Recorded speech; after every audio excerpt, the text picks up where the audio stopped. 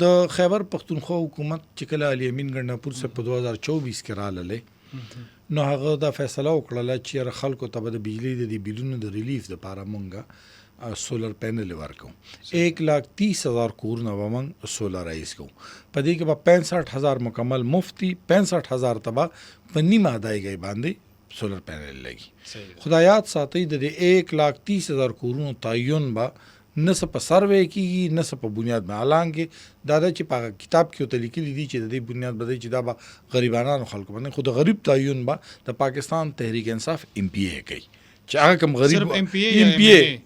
هم لکه ډېره کوټه ورکړي مین د دې کې MPA دی پاکستان تحریک انصاف MPA به تعین کوي اوس خبردار رااله چې 1,30,000 دی او په دې کې 65,000 فری دي 65,000 په 50% ادایګۍ دي دوی داسې چلو کوي چې دوی ویلي چې دا کیږي نو موږ به داسې چلو کوي چې دا په 2 فیزو کې به وکړو په یو کې به 32,500 مفت 32,500 د 50% ادایګۍ والا نو دا څو شو 65,000 شو بل په فیز 2 کې به د 32,500 فری 32,500 50% په 2 فیزونو کې به دا وکړو نو 1,30,000 کورونه به موږ پوره کړو د حیرانتیا خبره دا ده د دې منصوبې د پرماته اوستویل چې د خلکو ملانو شو او د دې منصوبې د 50% چې کوم ادایګي ده په هغې 32,500 کورونو ته 5 ارب 52 کروڑ وي او د کومو چې مکمل مفتو د هغې د 7 ارب 66 کروڑ ټیک شو دا به دغه کېږي ورکړی کېږي خلکو ته دې کې د حیرانتۍ خبره دا ده دې کې چې کوم سامان لګېدو نو تقریبا هغه په مارکیټ کې کته تار او د سولر پینل او بیټري ور سره علي دا په 1,40,000 روپۍ باندې کېده ټیک شو دوی 2,04,000 روپۍ د هغې قیمت لګولی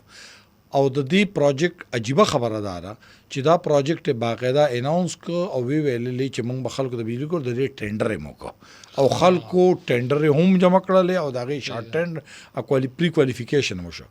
تاسو ته پته شته د دې پروجیکټ PC1 نو منظور او ټینډر یې شوی وي نو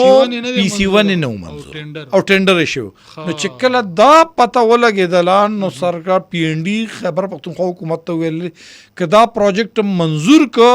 نو د نیب انټي کرپشن د یو ادارې نه بنخلی دا خالصتا په پښتو کې دوی سور په ناروا ده چې د پروجیکټ PC1 نه دی منظور او د هغې تاسو ټینډر یې کوئ د دې وجې نه دا پروجیکټ تر اوسه پورې ډانوډول دی اوسه پورې په دې پروجیکټ باندې هیڅ قسمه کار نه دی شوی دا د خیبر پختونخوا 32,500 فری 32,500 په 50% ادایګۍ دا د خیبر پختونخوا قبایلي نه دا د خیبر پختونخوا په بندوبستي ضلعو کې دې دپاره ټیم هایر شوی باقاعده د دې دپاره پروجیکټ ډایرکټر وو یو پروجیکټ ډایرکټر وو هغه لري که بیا بل راوسته هغه هم لري که اوس دریم PD راوسته پروجیکټ ډایرکټر راوسته خو دا منصوبه په چې کوم په ګراوند باندې څه دي دا نه د عملي شوي